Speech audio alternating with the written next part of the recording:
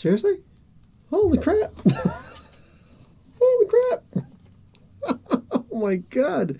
Okay, season 1, episode 2, Defenders. Holy crap! This is my reaction. I'm just cheesing. Oh man. Okay. All right. All right. All right.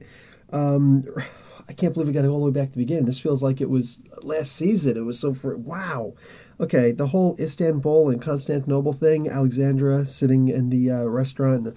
The wife goes and makes a special whatever. If you're Turkish, you probably know exactly what it's called. My Turkish is limited to like 2 words, but what do you call it? Holy crap! I was just sorry. I'm still stunned by this stuff. I loved that scene in the beginning where she says, "This is great." All the way back from Constantinople. She's like, the one dude's like, "You mean Istanbul? Constantinople is ancient." She's like, "Oh yes, of course, you're right." So, I think most of us know it was Constantinople under named after Sir Constantine, not Sir Constantine, just uh, Emperor Constantine. Yeah. Anyways, I just made a quick note. They might be giants. Anybody know that song? Istanbul, Constantinople. The man in the Panama hat showing up right there and saying that the black sky, they call it the black sky.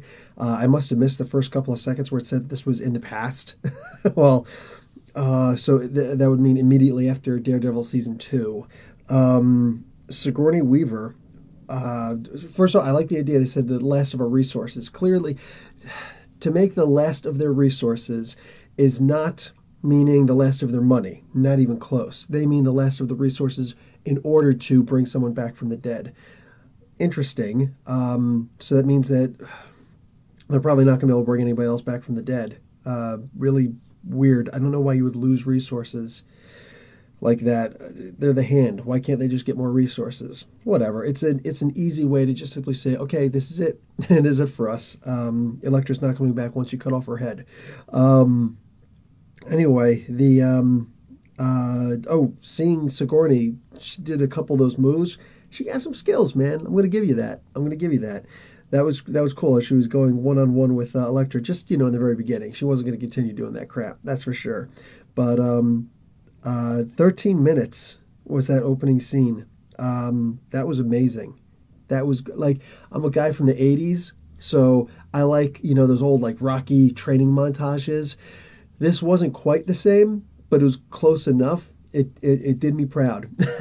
I love the idea when it's like, she's ready. So then the ninja come in, undraw actual swords, unsheath actual swords, sharp, and then just as they go to attack, the lights go out, and moments later they're all dead. I loved that. So then she goes in and she has a conversation with Stick. This dude, man, he's sly like a fox. If you know the reference, you'll get it. And the idea that he cut off his own hand, I mean, that takes some devotion, dude. That's like it's bringing up what is it, Jigsaw? The those Halloween movies. What the heck were those movies called? The one with Jigsaw. You know what I'm talking about. Yeah, the idea is like, will you cut yourself, cut out your eye in order to get to the key in the back of your head. I want to play a game. What happened? Later on, there are a couple little things happening, but this was mostly an attack, a fighting episode. Seeing Jessica Jones going up against Daredevil just a little bit. Now, it wasn't an actual fight, but them kind of spying on each other, trying to tail each other. It's called shadowing. I studied Tokuko Ninjutsu for a couple of years, got pretty damn good at it. I learned how to shadow, but I can't actually do it because I'm too tall. Yeah.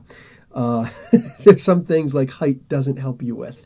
So because I'm too tall, there's no way I could ever really shadow someone. Like, how do you not recognize, a guy my height in a crowd, right? So blending in, no. So I like the idea that that's exactly what Daredevil was doing. Jessica, she's used to it because she's a detective, a private eye, right? And I know that all she did was she went around the corner and she jumped. Right? In the comics, she can actually fly. Here, she just jumps. She jumped, like, I don't know, I guess like over or around the building and came up behind him. So all of a sudden he realizes, crap, I'm being tailed. How he didn't know that she was taking the pictures of him is weird because of his his senses. Maybe he just got a little freaked out. But I did like that he destroyed the camera later in the Midland City Bank. I like that it was also called Midland. That was cool. I guess based off of Midland City Comics in New York. Either way, good stuff. Luke Cage and Danny Rand, them sitting down talking, having that little conversation, for me, that was like a highlight. The highlight? Absolutely not, but it was a highlight. I genuinely loved that conversation. He brought up the idea of white privilege. I know a lot of people, and not even just white privilege, like you were born a billionaire. You know what I'm saying? You had power before you were born. Just don't take silly stuff like that personally. That was amazing. To me, that was amazing. And you know what? I'm going to flip it around. I'm going to flip it around backwards, all right?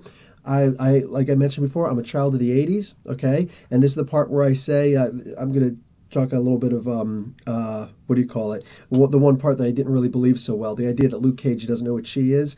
I'm going to say the one thing that white people aren't supposed to say. I have black friends. I'm going to say that because I went to school in Asbury Park, all right? And when I was in high school, I was one of 6 white kids, okay? In the entire, not just in my grade, no, the entire high school. So 4 grades, I was one of 6 white kids. I'm talking the males and the females, all right? So I know that a black guy who doesn't know what she is unheard of. There's no such thing. Okay, there's no such thing. There's a reason why I grew up on Kung Fu theater. All right, because I was in a predominantly black neighborhood, and no, black people know what she is. So that's bull. that's a load of crap that he doesn't know what she is. I don't want to hear that nonsense. Luke Cage knows what freaking chi is.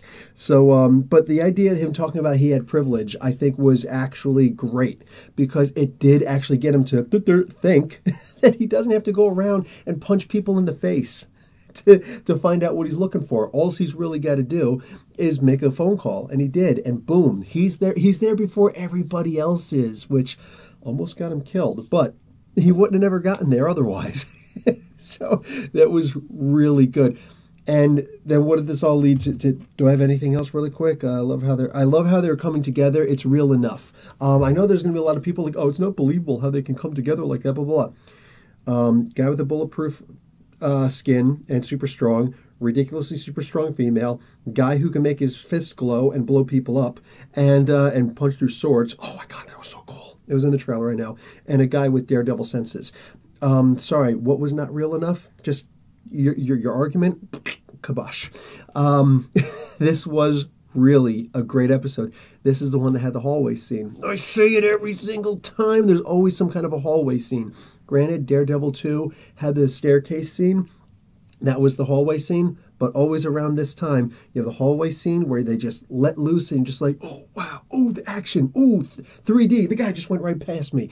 Great stuff. I loved this episode. Man, when Elektra came out, was like, holy crap. I love her costume. It was awesome. I didn't dig the whole double swords thing. Like, I know it looks cool and all that stuff, but when they're together, they're not going to cut very well because it doesn't matter how sharp the blades are. You can't get them perfectly side by side, unless, of course, they're both wedge cut this way and there's just straight in the middle. Although, and even then the wedge is going to be like way too wide. So that's just, it's silly. Sorry, had to bring some science into it. But people with glowing fists, I could perfectly believe.